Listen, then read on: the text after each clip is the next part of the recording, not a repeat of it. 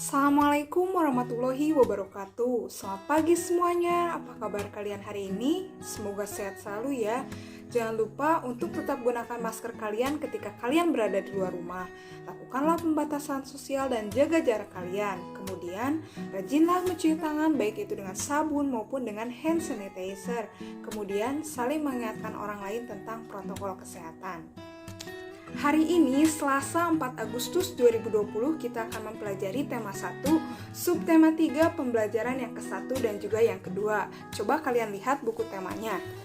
Nah, di subtema 3 di sini ada 3 gambar. Gambar yang pertama ini merupakan gambar tanah liat.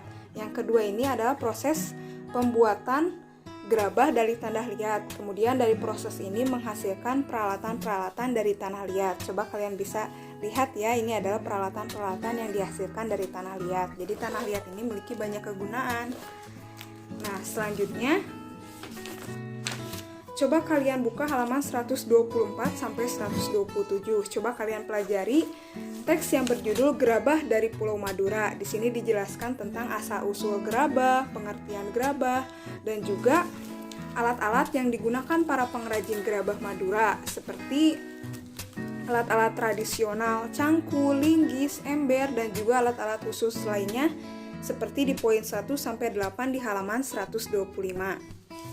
Nah, di halaman 126 di sini dijelaskan tentang proses pembuatan gerabah. Dengan tahapan-tahapannya itu ada 8. Coba kalian pelajari ya. Di pembelajaran yang pertama juga kita mempelajari tentang cara memelihara kesehatan alat gerak manusia, yaitu salah satunya makan makanan yang bergizi seimbang, kemudian posisi tubuh itu tegap saat berdiri, kemudian melakukan olahraga secara teratur. Kalian bisa mempelajarinya lewat materi pembelajaran yang ada di video ya.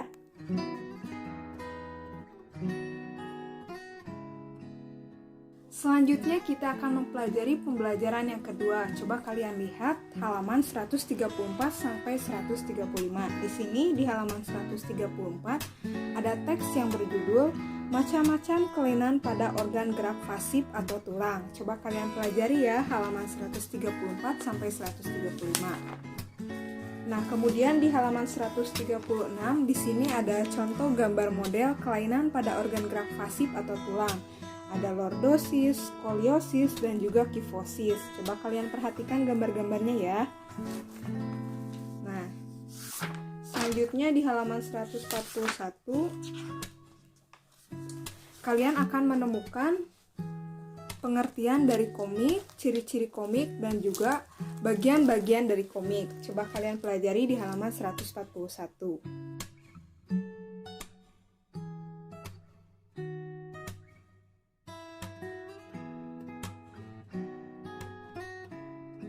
Setelah kalian mempelajari tema 1, subtema 3, pembelajaran yang pertama dan juga kedua, kalian harus mengisi lembar evaluasi. Coba kalian perhatikan lembar evaluasi yang pertama. Nah, kalian sudah bisa membedakan ide pokok dan juga kalimat pengembang. Nah, coba kalian kembangkan ide pokok berikut ini menjadi sebuah paragraf. Ide pokoknya itu proses pembuatan gerabah dari tanah liat. Coba kalian pelajari pembelajaran yang pertama ya. Nah, selanjutnya untuk IPA, amatilah gambar pada sikap tubuh berikut. Ada gambar A, B, C, dan juga D. Menurut kalian, sikap tubuh mana yang baik untuk rangka? Jelaskan alasan kalian mengapa memilih sikap tubuh tersebut. Kemudian, sebutkan 3 contoh cara menjaga kesehatan alat gerak. Untuk lembar evaluasi yang kedua, coba kalian lihat soalnya yang IPA, apa penyebab seseorang dapat mengalami patah atau retak tulang? Kalian telah mempelajari contoh kelainan pada organ gerak fasib atau tulang ya. Nah, selanjutnya untuk SPDP, apa fungsi teks dalam komik dan buatlah sketsa komik sederhana dengan tema menjaga kesehatan alat gerak.